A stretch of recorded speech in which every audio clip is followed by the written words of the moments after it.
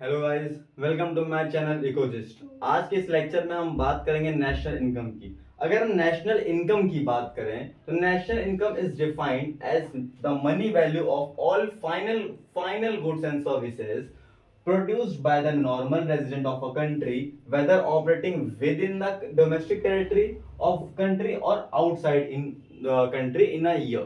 कि अगर एक रेजिडेंट है वो कंट्री के अंदर या कंट्री के बाहर जितनी भी उसकी इनकम जनरेट हो रही है या फिर फाइनल गुड्स एंड सर्विसेज की जितनी भी कंजप्शन हो रही है, उन सब की कैलकुलेशन को हम नेशनल इनकम में इंक्लूड करते हैं। वही बेसिकली नेशनल इनकम है।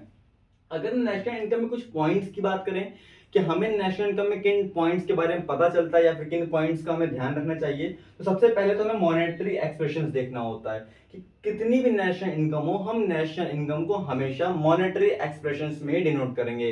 जो उसकी यूनिट होगी, हर किसी चीज की एक यूनिट होती है, मीटर, किलोमीटर, ग्राम, किलोग्राम। ऐसे ही जब नेशनल इनकम कैलकुलेट की जाती है तो उसकी भी एक यूनिट होती है। उसी यूनिट को यानी कि मनी में या फिर डॉलर में, जो भी ये मनी है, डॉलर है, मनी टर्म्स को बेसिकली हम मॉनेटरी एक्सप्रेशन ही कहते हैं। और जब नेशनल इनकम कैलकुलेट किया जाता है तो पहले हम बात करें गुड्स की।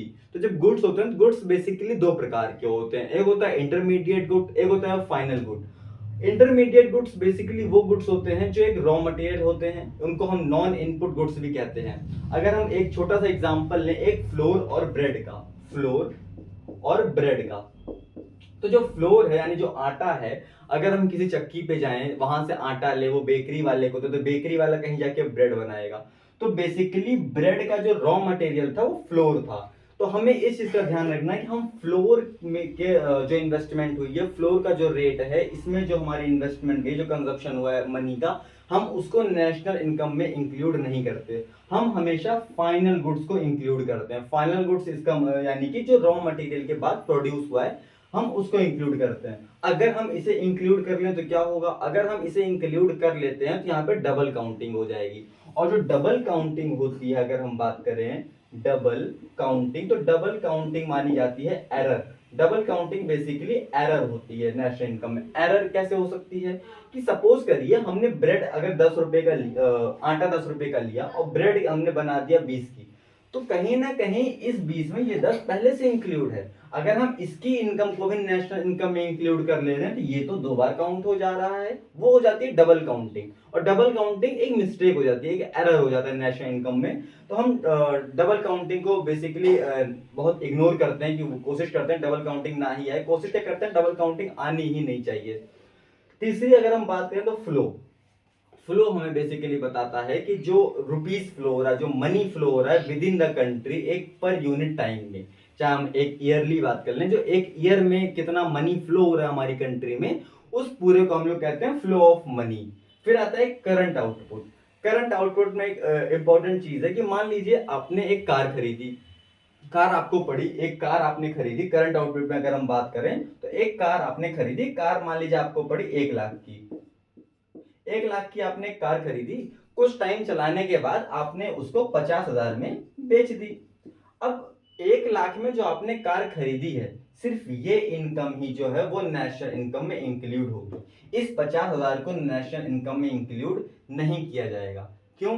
क्योंकि ये एक रियल प्योर जो ट्रांजेक्शन हुए हैं, प्योर वैल्यू जो है उसकी वो 1 लाख है, वो इंक्लूड पहले हो चुका है। जब भी आपने कार खरीदी थी, ये 1 लाख उस नेशनल इनकम में, उस साल के नेशनल इनकम में इंक्लूड हो चुका है। अब आप उसको सेकंड हैंड में 50,000 में बेचो, 90,000 में बेचो, दोबारा उसकी वैल्यू इंक्लूड नहीं होने वाली है। जैसे कि हम बात करें, किसी को हम सेकंड हैंड बेच रहे हैं या किसी मॉल में सेल लगी हो, कोई एक्सचेंज ऑफर चल रहा हो, तो सेल, एक्सचेंज ऑफर या फिर सेकंड हैंड जो रेट होता है, जो दाम होता है, वो नेशनल इनकम में इंक्लूड नहीं की जाएगी। अगर हम रेजिडेंट और डोमेस्टिक टेरिटरी की बात करें तो रेजिडेंट और डोमेस्टिक टेरिटरी का मतलब बेसिकली ये है कि मान लीजिए मैं हूं, अगर मैं अपने इंडिया में हूं, मैं यहाँ पे जो भी इनकम जनरेट कर रहा हूं वो मेरी कंट्री के लिए, मेरी सारी इनकम मेरी कंट्री के नेशनल इनकम में इंक्लूड होगी।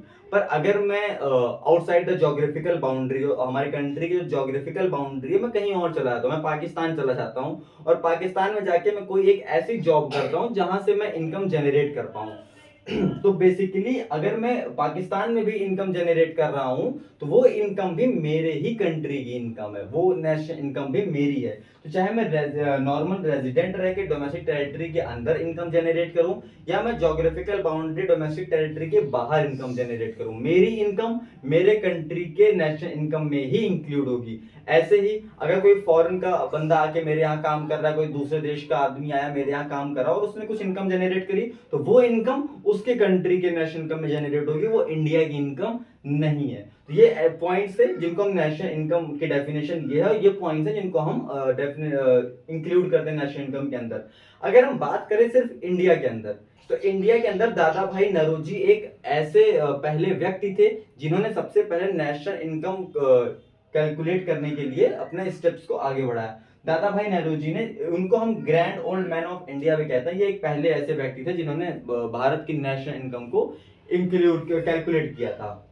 नेशनल इनकम से बेसिकली होता क्या है, तो सबसे मेन चीज नेशनल इनकम से होता है कि किसी भी कंट्री की जो प्रोग्रेस होती है वो नेशनल इनकम से ही डिटरमाइन होती है कि कितनी जिस कंट्री की जितनी अच्छी नेशनल इनकम उस कंट्री की उतनी अच्छी प्रोग्रेस। तो बेसिकली कंट्री की जितनी जो भी प्रोग्रेस है वो हम नेशनल इनकम से ही डिटरमाइन करते हैं। और अगर हम वर्ल्ड की बात कर लें तो एक फेमस इकोनॉमिस्ट हैं रिकर्ड स्टोन, इनको नोबेल प्राइज मिल चुका है 1984 में। ये पहले ऐसे इकोनॉमिस्ट रह चुके हैं वर्ल्ड लेवल पे जिन्होंने नेशनल इनकम को बहुत एक अलग लेवल पे ले गए, और इन्होंने सबसे पहले वर्ल्ड लेवल पे नेशनल इनकम कंसेप्ट रिवील किया और सबसे पहले इन्होंने कैलकुलेशंस नेशनल इनकम की रिवील करी थी।